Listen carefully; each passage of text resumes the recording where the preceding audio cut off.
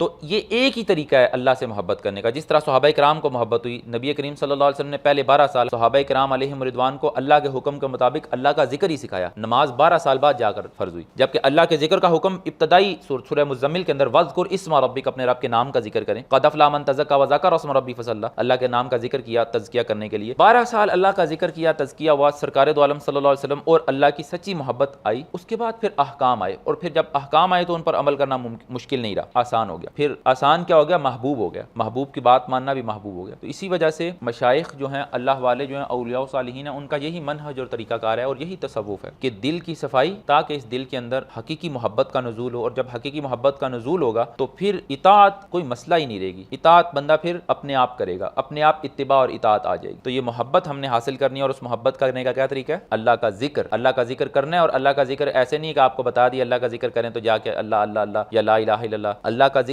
अल्लाह का जिक्र करने वालों से सीखना है, उसका तरीका है, एक बाकायदा सलेबस है, बाकायदा एक निसाब है, उसके मुताबिक हम उस पर चलते हैं। और उन लोगों की सोहबत में रहकर जो ये मरहले तय कर चुके हैं उनके साथ हम वाबस्ता होते हैं, तो वो हमें लेकर चलते हैं और हमें इस सफ़र पर लेकर जाते हैं, और फिर हमें इन मराहिल से गुजारते हैं, ये मराहिल तय करवाते हैं अपनी निगरानी में, अपनी सरपरस्ती में। और ये वो अल्लाह के औलिया हैं जिनके साथ हम वाबस्ता होते हैं, जो मशाइख होते हैं।